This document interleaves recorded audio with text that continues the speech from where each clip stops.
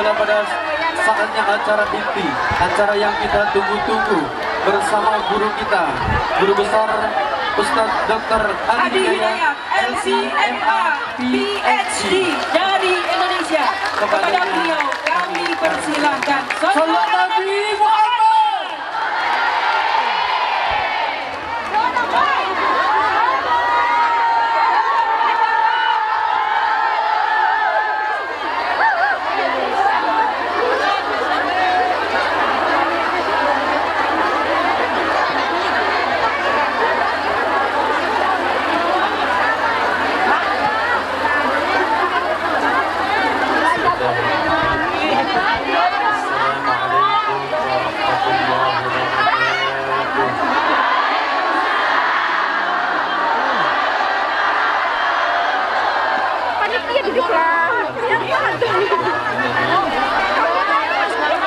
Wassalamu ala nabiyyina wa sayyidina sayyidil anbiya'i wal mursalin nabiyyina Muhammadin wa ala alihi wa sahbihi wa dhurriyyatihi wa ummatihi ila yaumiddin.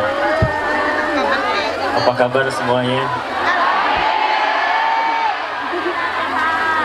Yang kita hormati, kita muliakan seluruh keluarga besar Muslim Indonesia di Taiwan ini, Kosmit, keluarga dari Al-Amin, baik ada yang juga dari Ormas, PCINU, PCIM, kemudian seluruhnya tanpa kecuali. Saya dengar Pak Wali Kota juga tadi hadir ya. Kita doakan mudah-mudahan beliau senantiasa diberikan kesehatan dan kebaikan dalam memimpin kota ini. Kita ucapkan terima kasih kepada juga bagian dari kepolisian yang mensupport dan memudahkan acara ini. Semoga semuanya diberkahi oleh Allah Subhanahu wa Ta'ala. Ini kok banyaknya ibu-ibu ya? Baik, tema kita di siang hari ini yang diberikan kepada kami adalah tentang bagaimana membentuk generasi milenial yang berakhlak. Betul ya? Jadi teman-teman sekalian, izinkan saya memanggil teman-teman dulu.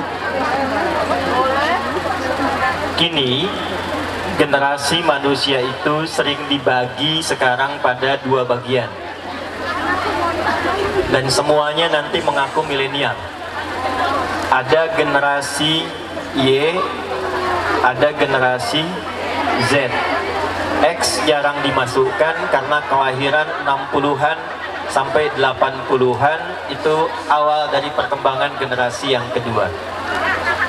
Dua terakhir disebut dengan milenial karena di generasi ini tumbuh dan lahir dengan perkembangan digital, kemudian karakter masyarakatnya berbeda yang membentuk perilaku yang tidak sama dengan generasi-generasi sebelumnya. Tapi yang menarik, di dalam Islam semua ukuran, semua keterangan tentang pergantian masa dan generasi itu tidak hanya kemudian disifati atau dijelaskan dengan kode-kode seperti X, Y, dan karakter, tapi juga menariknya 15 abad yang lalu Nabi Muhammad SAW sudah menjelaskan tentang keadaan-keadaan setiap pergantian zaman. Dan dalam keterangan itulah kemudian kita sebagai umat Nabi Muhammad SAW diminta untuk melihat kira-kira kita itu ada di zaman yang cirinya bagaimana, karakternya seperti apa, sehingga nanti dengan mengetahui ciri-ciri yang disebutkan oleh Nabi itu, bukan hanya kita bisa hidup menjalani kehidupan di era itu dengan baik, tapi juga menjadi generasi unggul yang maju dan bermanfaat.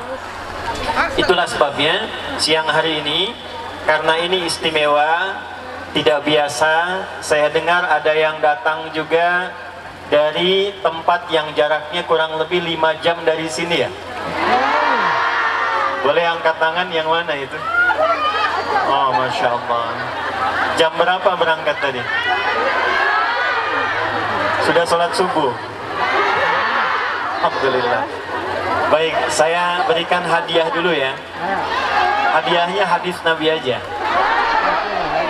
Baik, tersebut dalam Sunan Ibnu Majah, diriwayatkan nanti oleh sahabat mulia Abu Darda radhiyallahu ta'ala anhu dari Nabi sallallahu alaihi wasallam. Beliau bersabda, qala Rasulullah sallallahu alaihi wasallam, man salaka tariqan yaltamisu fihi ilma sahhalallahu lahu tariqan ilal jannah.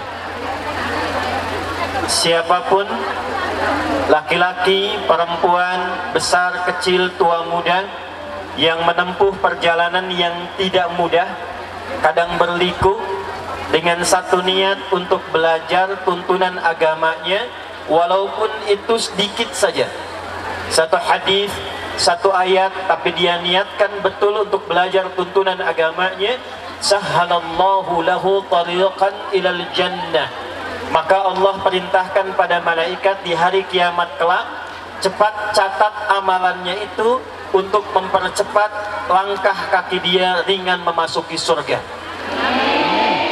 Wa innal malaikata la tad'u ajnihataha ridan li talibil ilmi. Dan sejak ia berangkat dari tempat ia berasal untuk belajar ilmu itu, Allah perintahkan pada beberapa malaikat, berikan perlindungan di perjalanannya dan berikan ridhanya. Ridha malaikat itu setidaknya punya 3 arti. Yang pertama, yastaghfiru li talibil ilmi, memohonkan ampunan pada para penuntut ilmu.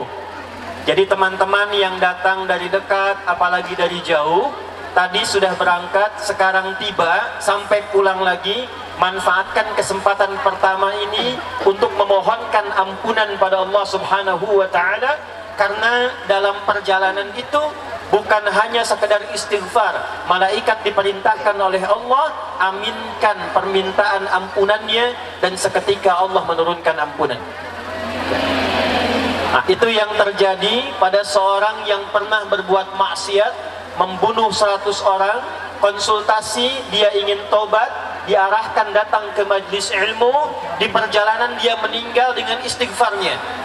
Maka Allah perintahkan ukur jaraknya, ternyata lebih 1 jengkal ke tempat tujuan ke majlis ilmu.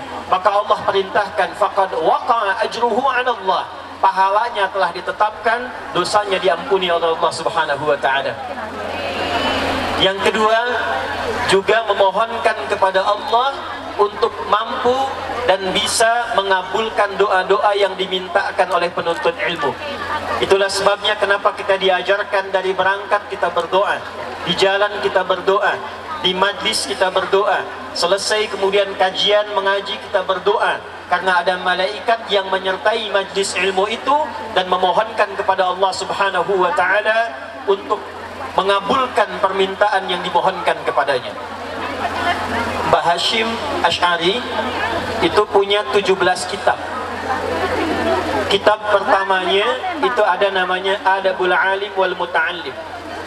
Di halaman ke-15, di paragraf yang kedua, di baris yang pertama, beliau mengutip hadis Nabi sallallahu alaihi wasallam tentang keterangan Nabi kalau ada yang melalui Riyadul Jannah, taman-taman surga. Sekarang kita ada di taman. Di daerahnya apa namanya? Chungli.